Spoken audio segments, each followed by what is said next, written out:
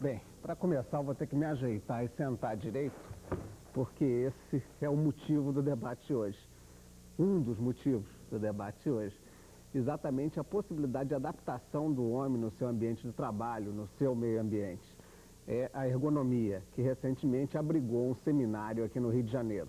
E sobre isso nós vamos conversar hoje o que é a ergonomia, em que aspecto ela pode ajudar o homem, principalmente nesse momento em que novas tecnologias são introduzidas, modificando essa relação do homem com o trabalho. Para discutir esse assunto, eu vou apresentar para vocês inicialmente a Sônia Soares, que é médica e diretora administrativa da Sociedade Brasileira de Ergonomia. Ao lado dela, o Francisco José Veloso, engenheiro, que participou da organização desse seminário. E, por fim, a Mara Regina, que é psicóloga e presidente da Abergo. O que é, afinal de contas, ergonomia, antes mesmo de falar do seminário, Mara? Bom, a ergonomia é uma disciplina recente, quer dizer, mesmo no mundo, quer dizer, não é só no Brasil, ela data mais ou menos do final da Segunda Guerra e ela tem como expectativa a possibilidade de modificar as relações de trabalho de forma que o homem não precise se desgastar além do necessário para cumprir o seu trabalho. Ou seja, de que é possível transformar condições de trabalho, é possível transformar equipamentos de trabalho, instrumentos de trabalho, de forma que o sujeito possa realizar o seu trabalho sem que isso signifique uma alteração importante na sua qualidade de vida. Eu vou passar lá para o outro lado, para a Sônia, antes mesmo da gente falar do seminário, para melhor definir essa questão. É muito famosa, até mundialmente, a cena do Carlitos, né, no tempo moderno, lá aquele negócio do operário na máquina, sem parar. A ergonomia tem já condições políticas, ela tem peso na decisão de uma distribuição de trabalho, quer dizer, que afeta até na sua função de médica a saúde do trabalhador? É possível realmente ter esse peso? Bom, eu acho que um objetivo principal da ergonomia realmente será ter esse peso, né? Atualmente, nos países industrializados, assim, os países mais avançados, realmente a ergonomia está entrando mais na fase de projeto do trabalho, quer dizer, na organização, quando já se planeja um instrumento de trabalho ou quando se planeja uma atividade, a ergonomia já entra nessa fase prevendo o que poderá ser causador de desgaste para o homem, né? Ou numa linha de produção, ou mesmo numa atividade mais cognitiva, numa atividade com computação, ela vai já prever o que causará em termos de desgaste de carga mental, de carga muscular, o que essa atividade pode trazer em relação a risco à saúde humana e já atuar nessa fase do projeto, já modificando então as situações de trabalho, já antes que elas realmente aconteçam. Então, em termos assim, por exemplo, de nosso país, que ainda tem muita coisa a ser feita nesse campo, a ergonomia começa agora, eu diria que de alguns anos, né, uma coisa recente, dessa década para cá, então é que ela começa a intervir realmente, ter uma certa força, né, para a modificação dessas situações de trabalho onde há essa sobrecarga humana. Nós costumamos a importar as máquinas mais do que fabricá-las, as máquinas que vão ser colocadas na fábrica. Portanto, ela já vem com uma projeção de trabalho para um tipo de homem maior, mais alto, europeu ou americano. O empresário brasileiro leva em conta isso? Quer dizer, se preocupa? Porque de repente você vai botar um outro tipo de homem naquela máquina, isso não causa problemas? Isso realmente causa problema, né? Eu diria que o empresário atualmente, não sei se ele ainda está consciente dessa problemática, né? O nosso empresariado talvez ainda não esteja suficientemente informado e consciente dessa importância da adaptação em termos até de tamanho, né? Nós importamos máquinas europeias, máquinas americanas e o nosso padrão, né, o homem brasileiro, é muito menor. Os alcances desse homem são diferentes do alcance do homem americano, a estatura, o peso, a constituição física, força muscular, toda a estrutura física é diferente. Quem pode também falar bem a respeito disso, por exemplo, é Mara, que a Fundação já teve um trabalho a esse respeito com tratores, né, que nossos tratores estariam todos dimensionados para realmente homens maiores. E na situação de campo nós temos todo o homem brasileiro, né, às vezes até raquítico, mal nutrido, tendo que operar aquela máquina. Então eu diria que o empresariado brasileiro ainda não está talvez bem informado a esse respeito. Acho que a discussão está sendo iniciada agora, coisa recente, e principalmente também, não só na questão, que seria um outro aspecto importante da ergonomia, não só na questão da máquina e o homem adaptado ou não a máquina adaptada ou não a esse homem em termos de estrutura física, mas a própria questão da organização do trabalho, por exemplo, a discussão do trabalho em turno, que é uma coisa que está na ordem do dia, né? E a ergonomia pode dar uma contribuição muito grande para ver o limite dessa jornada. Para saber cientificamente qual é a sobrecarga verdadeira do turno, quais seriam os melhores turnos, os piores turnos de trabalho, né? E tem a ergonomia atuando aí na organização do trabalho, não só na questão da máquina em si.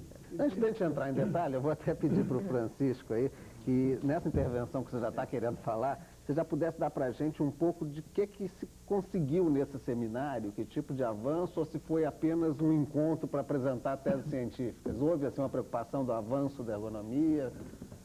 Eu queria juntar aqui alguma coisa ao que a Sônia estava dizendo, que hoje a gente não importa só a máquina, né? A gente importa um pacote fechado e que não são só as máquinas que não são adequadas ao Brasil. A gente tem importado muito pacote e que a organização do trabalho não é adequada, nada é estudado convenientemente para o Brasil. Até porque também alguma coisa fora, também não tem esse trabalho feito lá fora, quando é feito, quer dizer, foi feito para aquele país, né? Então a gente tem importado muita coisa ruim, assim, por causa dos pacotes. As máquinas, quando já vem com a organização do trabalho tudo feito e que são coisas totalmente inadequadas à nossa realidade, né?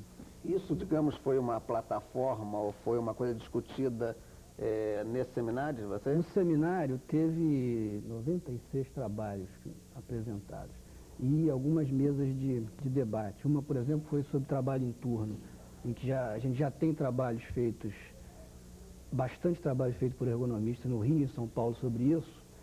Tivemos uma mesa até muito interessante, as pessoas já estão até conseguindo discutir junto com os sindicatos, junto com os trabalhadores, a implantação em determinadas indústrias. E, quer dizer, até uma coisa que a gente já está conseguindo espaço para interferir. As pessoas já estão tomando consciência que existem algumas pessoas que estudam aquilo e que têm alguma contribuição a dar para a discussão, porque também não é uma regra, uma coisa que a gente traga, uma receita de bolo. É uma participação no processo de discussão. Mara, dentro dessas possibilidades aí, a Sônia chegou a colocar, você tinha uma experiência relativa à questão do trator.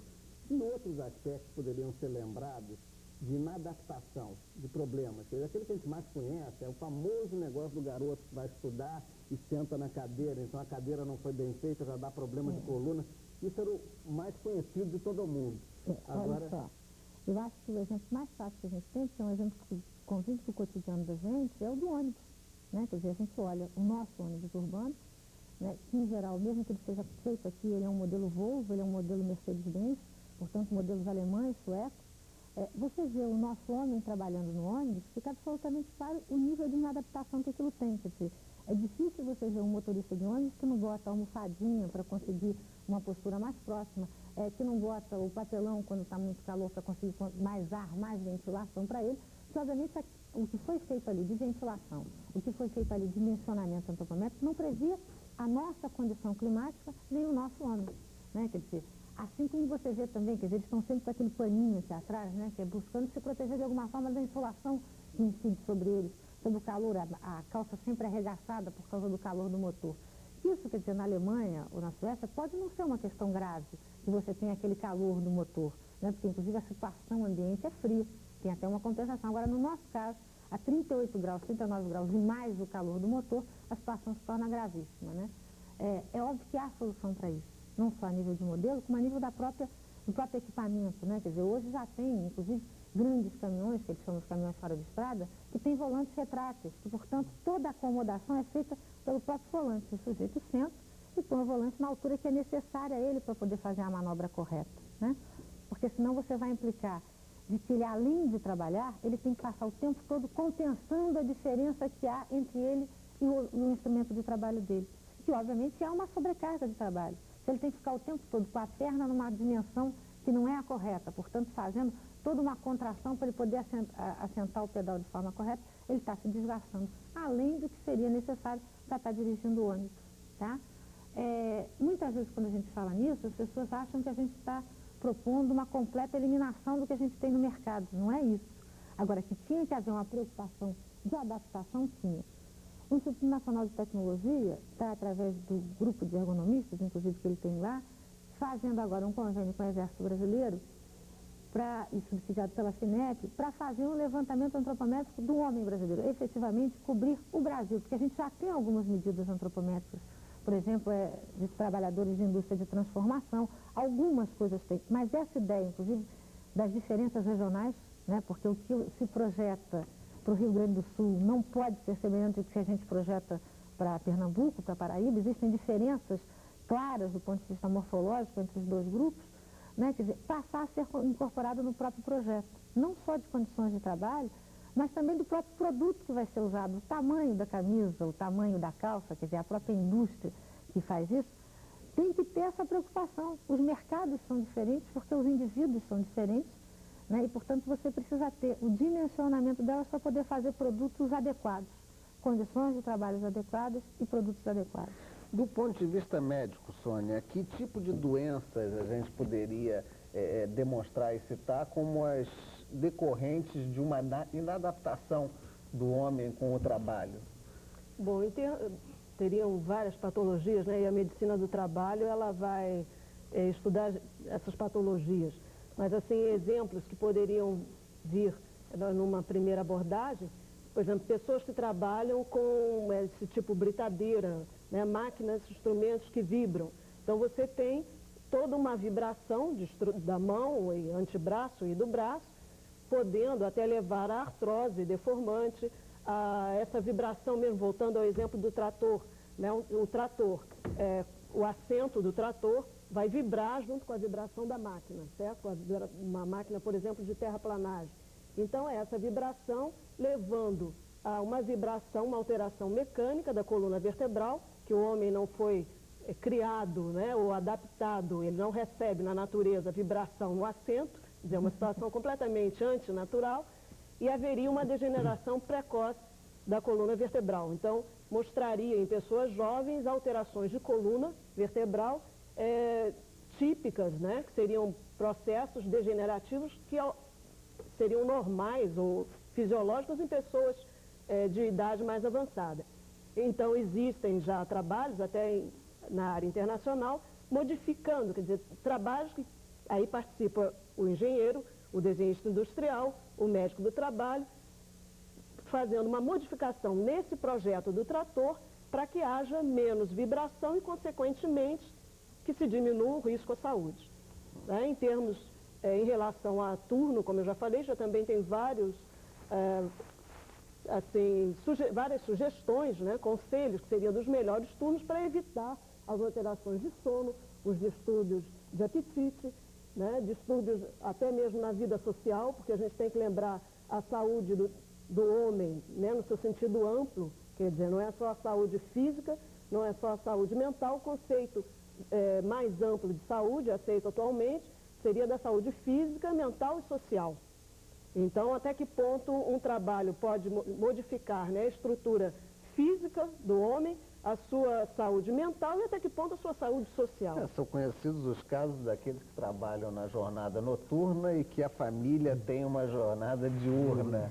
Esses são problemas graves, certamente. São problemas que você vai ver, assim, fazer uma estatística a respeito, e isso, estatística brasileira, estatística internacional, as queixas relacionadas à alteração da vida social são bem intensas, né, nos trabalhadores de turno, porque a modificação da vida social é muito grande. Quer dizer, é aquele trabalhador que às vezes ele vai ser acordado pela esposa durante o dia para almoçar com a família, porque seria o único momento que ele tem condição de ver os filhos acordados. Os filhos estão em idade escolar, por exemplo, e ele não encontra, ele não acompanha o crescimento dos filhos. Então, toda essa implicação da saúde no sentido genérico, né? A saúde física, mental e social. Então, tem esse exemplo da vibração e vários outros exemplos de condições de trabalho que vão acarretar doenças, as pneumoconioses, né? Que seriam as doenças pulmonares em relação a ambientes com poeira, a silicose, a asbestose, que é a questão do amianto, e que a modificação, às vezes, no instrumento de trabalho, a modificação na máquina vai eliminar esse risco e, consequentemente, vai, né, tirar aí o dano da saúde ao trabalhador. Francisco, nós estamos aqui vivendo um momento, né, de introdução de novas tecnologias. Quer dizer, hoje em dia já fica meio inconcebível qualquer tipo de indústria ou de avanço de produção que não incorpore a computação. E é falado que a computação traz problemas correlatos à questão da saúde. O que é que vocês têm nesse campo? Que seria a tela que afeta o olho, o digitador que tem problema de mão, o sentar muito tempo, quer dizer, há também uma preocupação nesse sentido? Existe uma preocupação, quer dizer, as questões mais ligadas, quer dizer, à saúde, digamos, do trabalhador, quer dizer, a tela, a distância de tela, a parte de teclado, por exemplo, tem até muita coisa feita porque é uma coisa já mais antiga e o próprio produto incorpora essas coisas. O grande problema dessas novas tecnologias que tem sido é mais, por exemplo, a organização do trabalho para lidar com aquele tipo de instrumento. Então a pessoa que fica, o digitador, que fica um tempo enorme digitando e que, se você conseguir que ele não digite, digamos, aquele período inteiro, ele tem um trabalho de digitação, depois ele faz uma outra coisa qualquer, ele não vai ficar tanto tempo com aquele tipo de trabalho de digitação que poderia trazer uma doença, uma coisa qualquer. E nessa parte dessas novas tecnologias, a gente tem muita deficiência as pessoas não aceitam muito, quer dizer, essas limitações do homem, que não são as físicas, quer dizer, até na relação, eu sou engenheiro, na relação com os próprios engenheiros. A pessoa não aceita que eu possa trazer uma contribuição de dizer que aquele trabalhador, por exemplo, não vai conseguir tratar tantas variáveis que eu estou colocando na tela para ele, que ele tem uma limitação e que ele precisa de interferir com o sistema, quer dizer, ele não quer um sistema que faça tudo para ele, porque na hora que aquele sistema dá um defeito, e ele necessariamente vai dar, porque nenhum sistema é perfeito, aquele operador tem que assumir aquela produção, porque normalmente a função dele é essa, trabalhar na falha do sistema automático. Então essa relação dele com o sistema é que é difícil, e essa, digamos, participação nossa é que é difícil de ser aceita. As pessoas entendem um pouco como uma interferência. A gente está trazendo algumas coisas... Eles querem maximizar a possibilidade de lucro. Mas aí, essa visão de maximizar é que está errada, porque se o sistema funcionar perfeitamente, quer dizer, o sistema, o homem e a máquina integrados, aí que a gente vai ter a otimização. Quer dizer, essa visão de otimizar o lado da máquina é uma beleza, só que quando bota o homem junto da máquina, ela não funciona. Então o que a gente tem visto muito é isso. As pessoas reclamam que aquele operador não está fazendo corretamente a função dele, porque ele não está fazendo o que foi previsto para ele fazer. Mas ele tem uma forma de agir enquanto ser humano, ele tenta trabalhar e ele tenta se adaptar, quer dizer, àquele sistema que não foi projetado para isso, foi projetado com a visão como se ele não existisse. Mara, você está querendo falar, eu já ia te fazer uma pergunta, mas fala você antes da pergunta que eu queria. Porque eu acho que essa questão que o Francisco colocou é que é fundamental, quer dizer, do ponto de vista da ergonomia, a gente coloca uma nova forma de discutir a questão da produtividade, né? Porque você costuma pensar a produtividade só como uma relação de bens produzidos por tempo.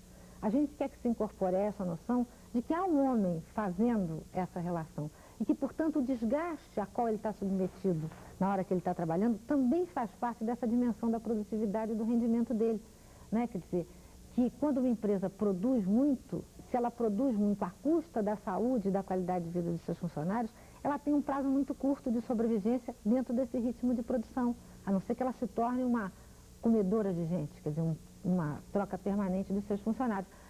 Porque a produtividade efetivamente será alcançada se você tiver uma condição, vamos dizer, entre aspas, saudável, quer dizer, onde o sujeito possa produzir de uma forma integrada, mas ao mesmo tempo em que ele esteja defendido do desgaste excessivo, né? E que, portanto, quer dizer, o projeto da situação de trabalho, não só dos equipamentos, mas da situação de trabalho como um todo, tem que incorporar o que são as características do ser humano, né? Eu quero dar um exemplo, quer dizer, determinadas situações, principalmente quando a gente está trabalhando na área de segurança do trabalho, você tenta normatizar o que o indivíduo tem que fazer e como ele tem que fazer, né, para que ele não corra risco. Essa é a noção. Inclusive, se fala muito de que o nosso trabalhador não é consciente, por isso ele corre riscos desnecessários quando ele está trabalhando. A gente enfrenta essa questão de uma forma radicalmente diferente.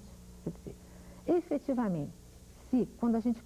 Obviamente a gente está criando uma armadilha para o sujeito e está criando uma armadilha para o próprio trabalho, porque ninguém tolera o desconforto durante muito tempo.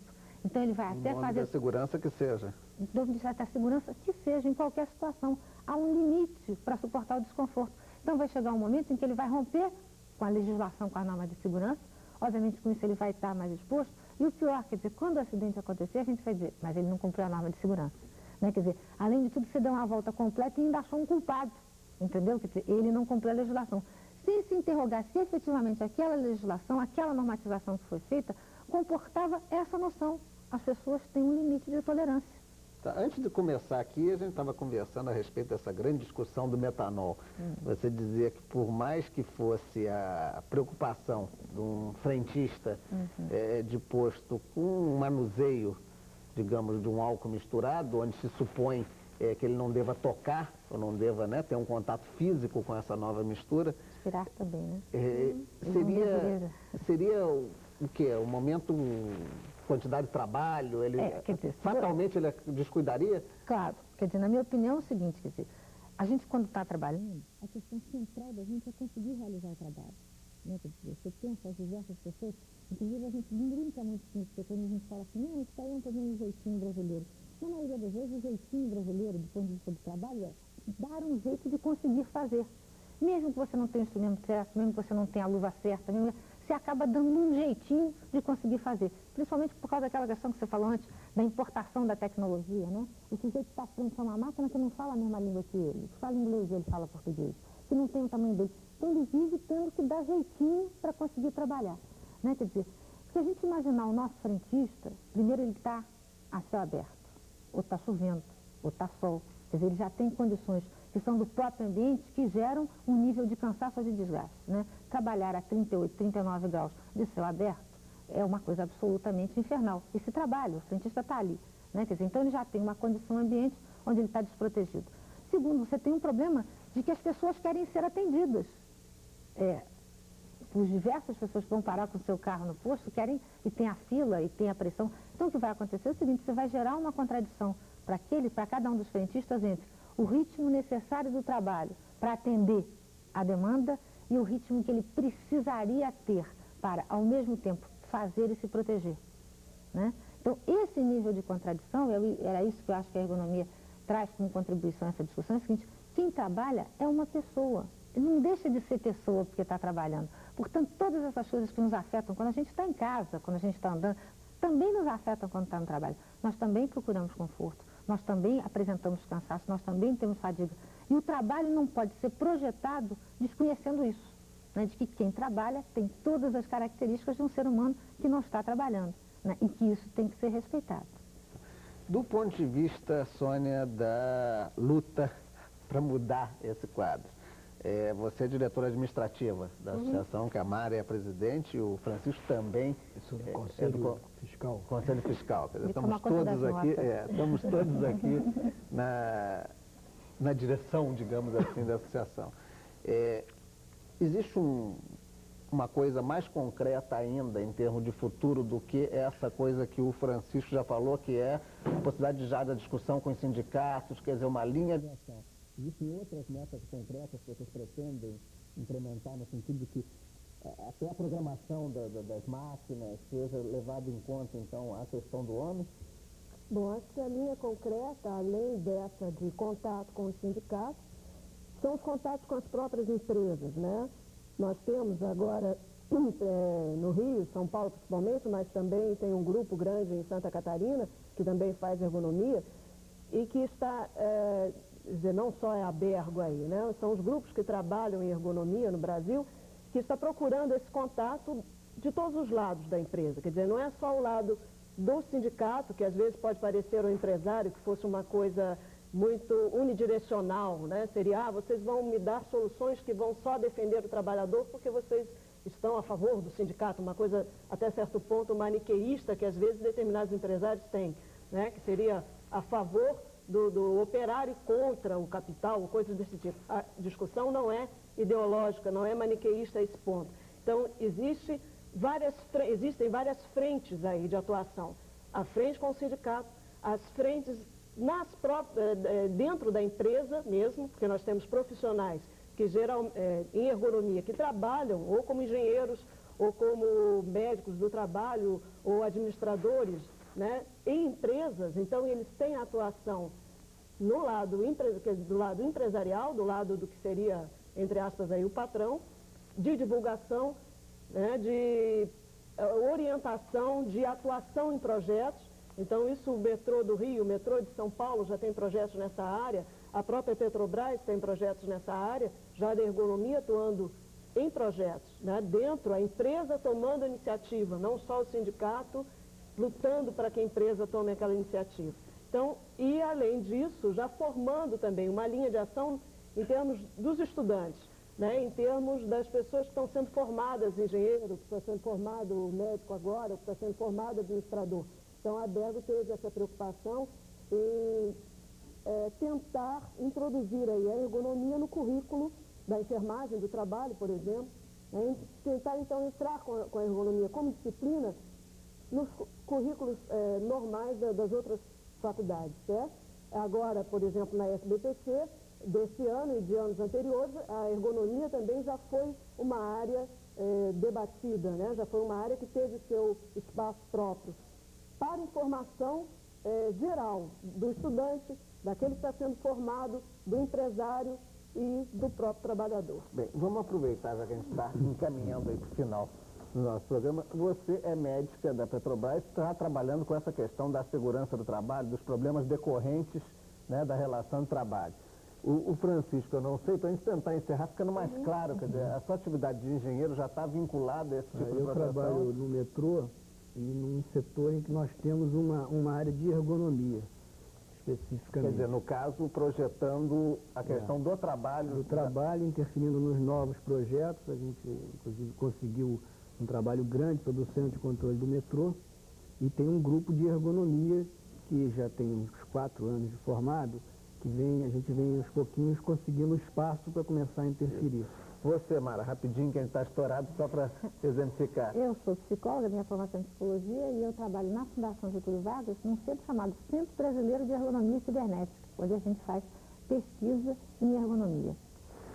Desse, portanto, né, a partir da demonstração prática das funções aqui, que já é a ergonomia uma coisa extremamente avançada no Brasil, que talvez pudesse ser mais, né? Mas em nível dos estudos da dedicação profissional já passa a ser diferente, né, daquela noção que a gente tinha de que é isso. Agora, pelo menos, nós saímos, tomamos ciência de que a coisa tem um caráter científico, um caráter de seriedade. É essa a nossa intenção. Se você tiver alguma sugestão em termos de tema, você pode nos escrever pela Caixa Postal 3916 e aguardamos vocês na semana que vem.